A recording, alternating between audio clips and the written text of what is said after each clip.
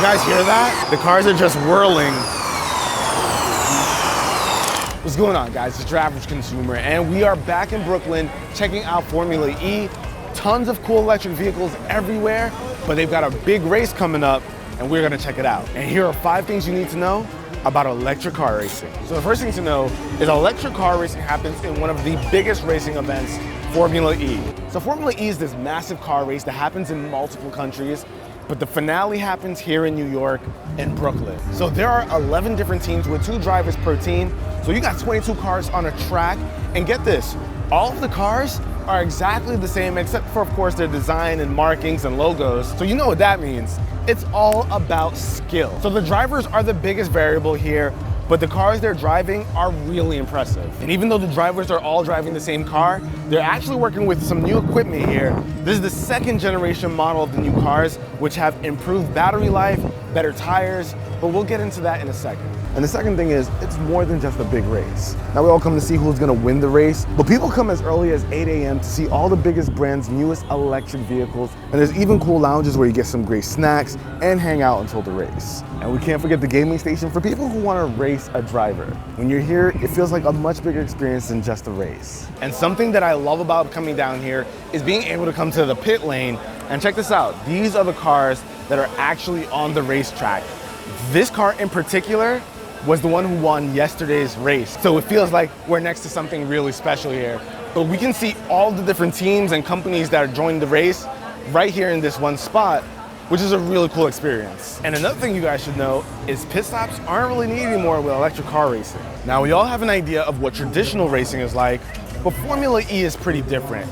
Here, they pretty much have no pit stops. So with the newest batteries on the Gen 2 cars, they doubled the capacity, so now a driver can complete an entire race on a single battery. In the past, they've needed to swap cars to complete the second half of the race, but now they can do it on a single one.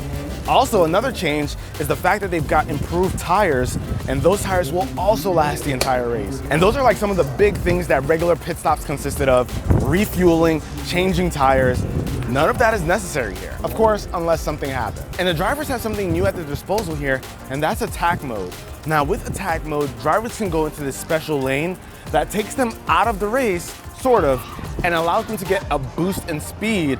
And if they're strategic about this, they can plan out how they want to go out of the race and maybe get in front of someone else with that special boost. And a big thing with electric racing in Formula E is sustainability. So Formula E powers their cars with pretty much 0 emissions and 100% renewable fuel. And they intentionally don't provide parking to attendees to encourage use of public transportation.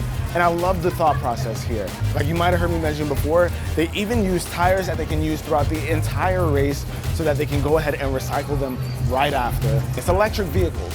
You'd expect that attention to detail when it comes to sustainability. And next up, the race is more silent than you think. You might hear a little bit of noise coming in from the back, but it's nothing compared to traditional racing. You might hear the whirls of the car here and there, but it's really not that loud. If you're close to the race, you can still have a regular conversation. And I like the fact that kids don't need to have protective gear for their ears when the cars go by. This is overall just a really nice experience. And as you guys can see, the race is off. These guys are going, and we'll let you know who won. Whew. Crazy. 25 kilowatts of power. Today it is 3 for the instant squeeze by Sims, and the move is made. Robin Price forces his way into first place. We have done it again. We have done it again. Thank you, my friend. Thank you, Jeff. We have.